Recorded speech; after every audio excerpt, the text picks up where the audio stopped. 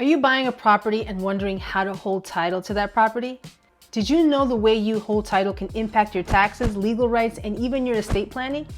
Whether you're buying as an individual, with a partner, or as part of a group, understanding your options can help you make the best decision for your unique situation. Stick around because in this video, I'll explain 4 common ways to hold title, how they work, and what you need to consider before making your choice.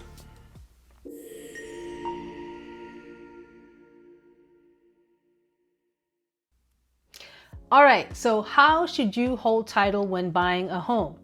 Once you're under contract, the title or settlement company will reach out to you to ask you how you will be intending to hold title on the property or how ownership of the property is officially documented and recognized. At the settlement table, you will be signing legally binding documents that show how you hold ownership. Holding title refers to how your name or names are recorded on the deed to your property. The deed is the legal document that officially transfers ownership of the property from the seller to you, and it's recorded in public records as proof of your ownership. But here's the thing. How you hold title doesn't just determine who owns the property, it impacts your legal rights, your tax responsibilities, and what happens to the property if you decide to sell, refinance, or even pass it down to someone else. Whether you're buying as an individual, with a partner, or as part of a group, understanding your options can help you avoid headaches down the road. Before we get started, I can't emphasize enough for you to consult with your title attorney on your options for holding title. Talk to them about your specific situation so that you make the best choice for you. Although changing title ownership later on can be done, this may involve lawyers, additional fees, notarizations, and recording a new deed. Choose the best way to hold ownership based on your current situation. The 4 ways to hold title in most states is the following: sole ownership, tenancy by the entirety, joint tenancy, and finally, tenancy in common. Let's jump right into the details of these 4 ways of holding title. Number 1, sole ownership. This is when a single individual owns the property outright. It's the most straightforward option and is common among unmarried buyers or those purchasing the home on their own. While simple, sole ownership means that the title holder bears all responsibility for the property, and estate planning becomes crucial if you want the home to pass to a specific person upon your passing. It may also be a good idea for investment properties, for those flipping, or for rental purposes because they're typically operating independently. Another scenario: estate planning for specific intentions. If you have a clear plan for who will inherit the property, such as leaving it to your child or a specific family member, sole ownership allows you to make those decisions without input from others. However, you'll need to have a will or a living trust to ensure your wishes are followed. This last step is crucial to avoid probate and all that entails. Number 2, tenancy by the entirety. This is a special way for married couples, or in some states, legally recognized partners, to hold title to real estate. Only married or legally recognized partners can hold title this way. It's designed to provide a high level of protection and shared ownership. Here's how tenants by the entirety works.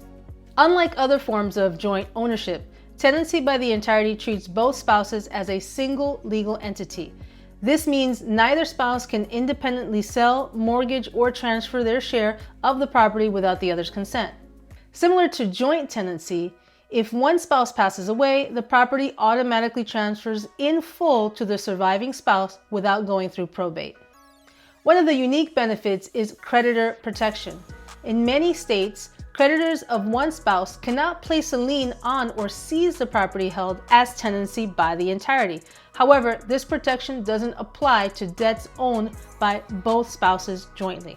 If the couple divorces, tenancy by the entirety is typically converted to tenancy in common, meaning each person owns a distinct share of the property and can independently manage or sell their portion.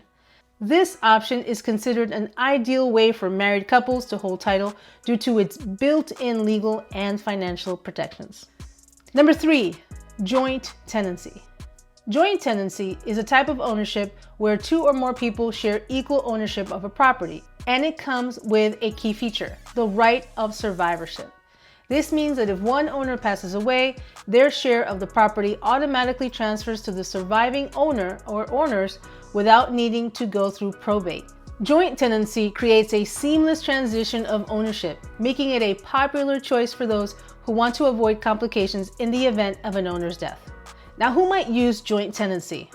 Joint tenancy is often used by people who want equal ownership of a straightforward inheritance plan. Here's an example to illustrate. Imagine two brothers, Michael and David, who decide to purchase a home together. They're both unmarried, live in the property as their primary residence, and have an agreement that if something happens to one of them, the other should inherit the home automatically. By holding title as joint tenants, Michael and David ensure that if one of them passes away, the surviving brother will automatically become the sole owner of the property. There's no need for the property to go through probate, which could delay inheritance or create legal complications. For Michael and David, this arrangement works perfectly because both brothers contribute equally to the purchase and upkeep of the property, so joint tenancy ensures they each own an equal share. The right of survivorship aligns with their personal wishes for their property. They avoid the need for complicated legal agreements or estate planning related to the property. Joint tenancy is a great option for people who want equal ownership and a simple inheritance arrangement, like siblings, close friends, or unmarried partners. Just make sure to weigh the risks and consult with a title attorney to ensure it's the right choice for your situation. And last but not least, the fourth way to hold title is tenancy in common. Unlike joint tenancy, tenancy in common allows co-owners to have unequal ownership shares. For example, one person can own 70% of the property while another can own 30%. Each owner has the right to independently sell, transfer, or will their share of the property to someone else. This flexibility makes tenancy in common a popular choice for individuals who are pooling resources but want to maintain some independence in how they handle their ownership. Here are some key features of tenancy in common. Owners can divide ownership in any proportion, such as 50-50, 70-30, or even 90-10, based on their financial contributions or agreements.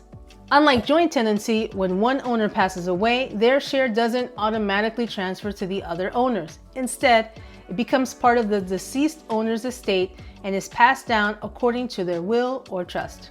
Each owner has control over their portion of the property, meaning they can sell or transfer their share without needing the consent of the other owners, though this may introduce new co-owners. Who might use tenancy in common? Tenancy in common is ideal for people who want to co-own a property but don't necessarily share equal financial stakes or inheritance plans. Here's an example to illustrate. Imagine three friends, Sarah, Tom, and Lisa. They decide to purchase an investment property together to generate rental income. However, they each contribute different amounts to the down payment.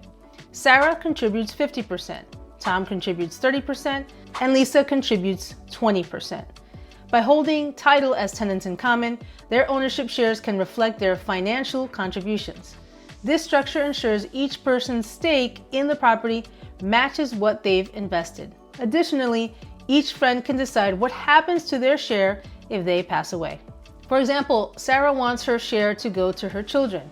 Tom wants to will his share to his partner. Lisa might decide to leave her share to a sibling. Tenancy in common allows this flexibility, which is particularly important in situations where the co-owners are not family or have different estate planning goals. It's especially beneficial for friends, business partners, or family members contributing different amounts to a property purchase. However, it requires clear communication and agreements to avoid potential conflicts down the line. Today, we've covered the 4 most common ways to hold title to a property: sole ownership, tenancy by the entirety, joint tenancy, and tenancy in common. Each option comes with its own unique benefits and considerations, from providing seamless inheritance to offering flexibility in ownership shares. Choosing the right way to hold title depends on your specific situation, whether you're buying solo, as a married couple, with siblings, friends, or business partners. Remember, how you hold title isn't just a legal formality, it's a decision that can impact your taxes, inheritance plans, and even your financial security. If you're unsecure which option is best for you, always consult with a title attorney or real estate professional to ensure you're making the most informed decision. Thanks for watching, and if you found this video helpful, don't forget to like, comment, and subscribe for more real estate tips and advice. Have a question about anything real estate? Make sure to reach out. The ways to reach me are down in the description below. See you on the next video.